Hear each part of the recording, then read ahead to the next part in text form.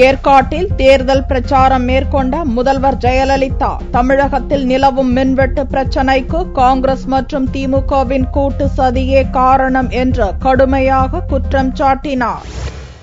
ஏற்காடு இடைத்தேர்தலில் அதிமுக சார்பில் போட்டியிடும் வேட்பாளர் சரோஜாவை ஆதரித்து முதல்வர் ஜெயலலிதா வியாழனன்று பிரச்சாரம் நடத்தினார். ஏற்காடு சென்ற முதல்வருக்கு அதிமுகவினர் உற்சாக வரவேற்பு அளித்தனர்.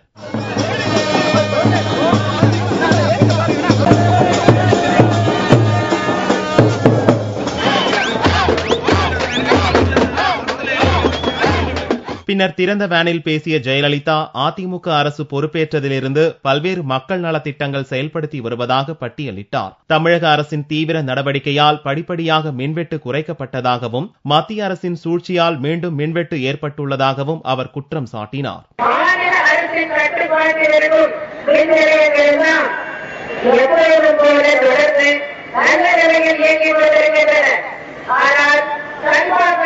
நெய்வேலி உள்ளிட்ட மத்திய அரசு நிறுவனங்களின் கட்டுப்பாட்டின் கீழ் உள்ள மின் உற்பத்தி நிலையங்களில்தான் சொல்லி வைத்தார்கள். ஒரே சமயத்தில் போராட்டங்கள் ஏற்பட்டுள்ளன. இதுவரை மத்திய அரசு நிறுவனத்தால் செயல்படுத்தப்பட்டு வரும் ஆரம்பின் நிலையத்தில் மின்சார இழப்பு ஏற்பட்டுள்ளது. மேலும் மின்சாரம் தயாரிக்க தேவையான நிலக்கரி மற்றும் நாற்பது ஆகியவற்றிற்கு பற்றாக்குறை ஏற்பட்டுள்ளது.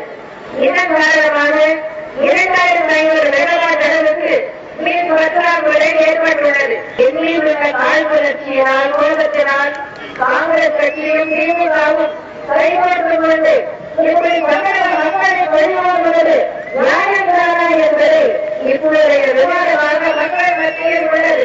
எல்லா சூழ்ச்சிகளையும் முறியடித்து விரைவில் தமிழகம் மின்மிகை மாநிலமாக மாற்றப்படும் என்றும் பிரச்சாரத்தின் போது ஜெயலலிதா கூறினார். ஏற்காடு இடைத்தேர்தலில் திமுக வேட்பாளர் டெபாசிட் காலியாகும் வகையில் வாக்காளர்கள் முடிவெடுக்க வேண்டும் என்றும் அவர் கேட்டுக் கொண்டார்.